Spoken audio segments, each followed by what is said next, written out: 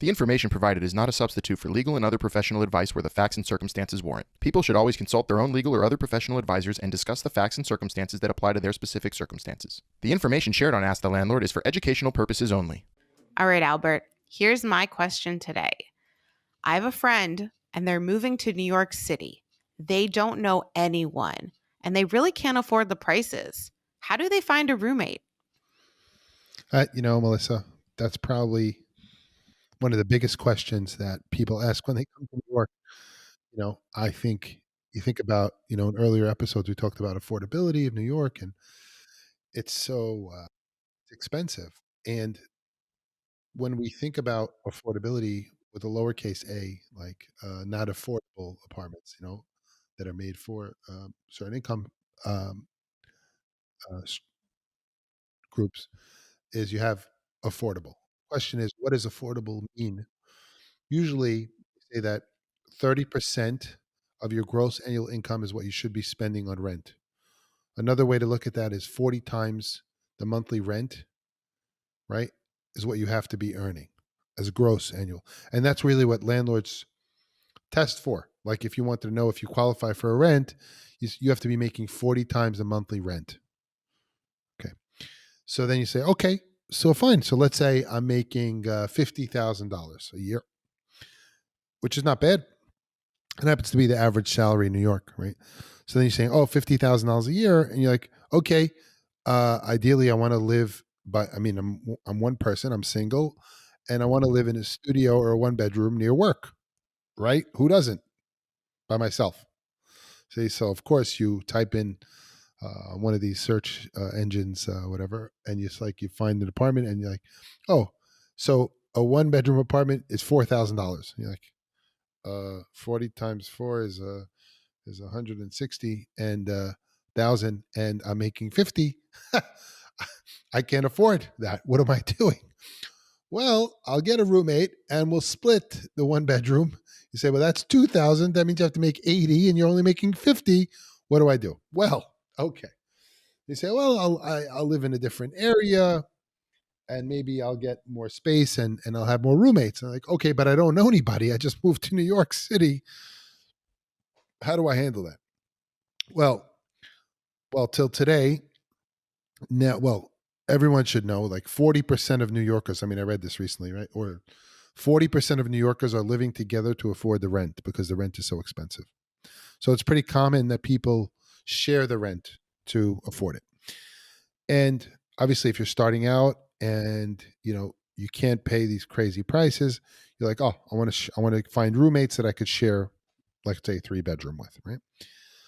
So then, how do you go about that, right? I mean, people go on Facebook and they go on Craigslist and they find, I don't know how do they find people quickly and that they trust. And we spoke about having roommates and you're joining several on the lease.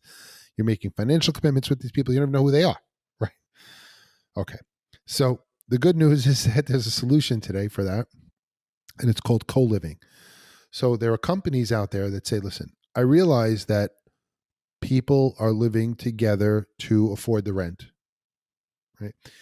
And when those people live together, they have to figure out whose furniture it is, who takes care of, who cleans, who buys the household stuff, how do we split the bill? What if one person's going to be here longer? What if one person's going to be here shorter? You know, so there are companies that said, you know what? Why don't you'll come together? We'll put you together with like-minded people, and you pay one price, and we'll furnish the place, and you don't have to worry about all the other stuff. We'll remove all the friction from you, and we'll find you roommates and give you more flexibility. And that is essentially co-living.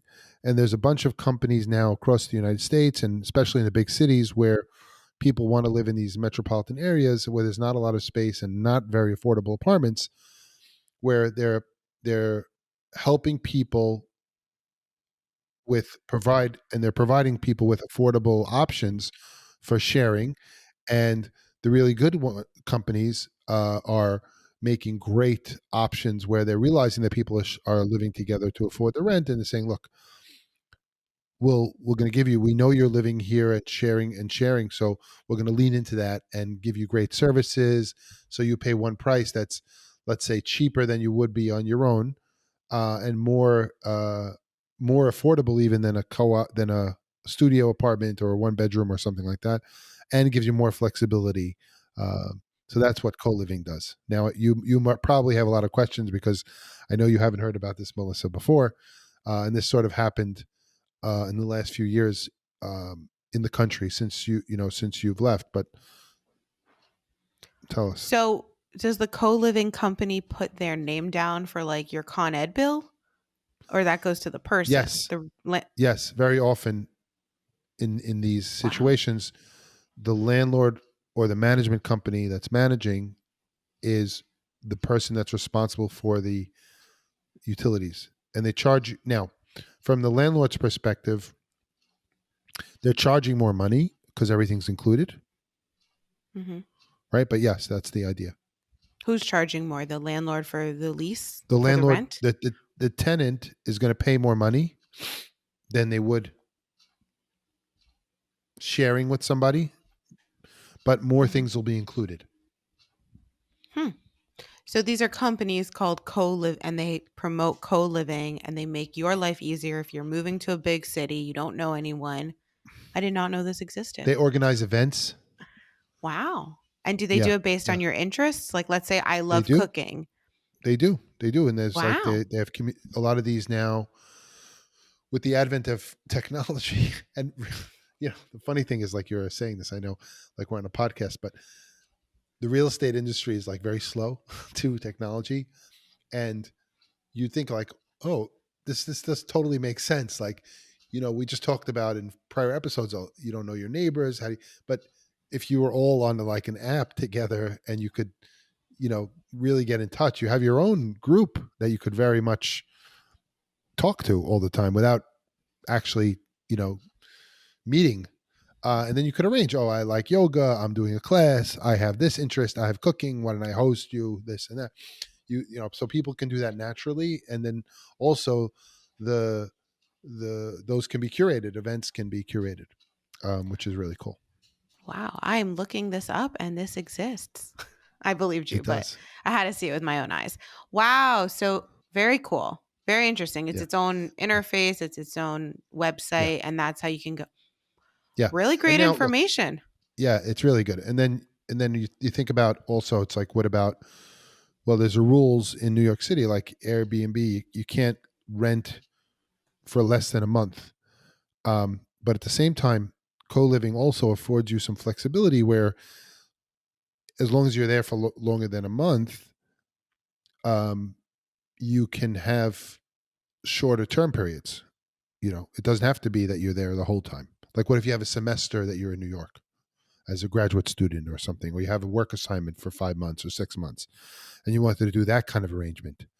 That's easier also, because you're not tied to these roommates necessarily.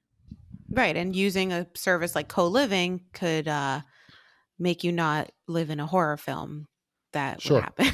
sure, sure. Could avoid that You know, situation, you know? yeah. And then look, not, these things happen, as we know, and people don't always get along and things. So, sometimes, and there's, if you're in their network, you could sort of get to another apartment if for some reason you don't like this one, they could relocate you or things like that. So does the co-living company, or does any of these companies, do they take the place of the guarantor? No, no. So that still As we exists. said, you're a renter, Hmm. and you still have to demonstrate that. That's another question I'll get back to in a minute, but no. So the answer is, you still have to demonstrate that you could pay, that you're earning 40 times the monthly rent, you have good credit, etc.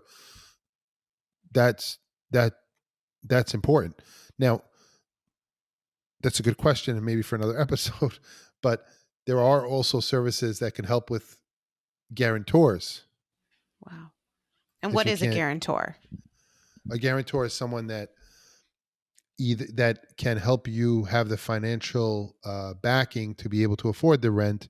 For example, you have to have, a lot of times, over a certain credit score, or you have to be earning a certain amount of money. What if you're just starting out and you just moved or whatever and you don't have all those things?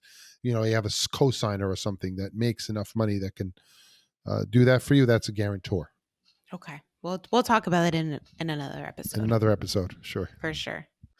So that's a little bit about co-living. So these are options. You can go the old school route of Facebook or Craigslist, or just asking your parents or anyone you know from life's past. Or now there are new services that I did not know about till 10 minutes ago called co-living, and other services that you can go and search for roommates who are credible. That's right.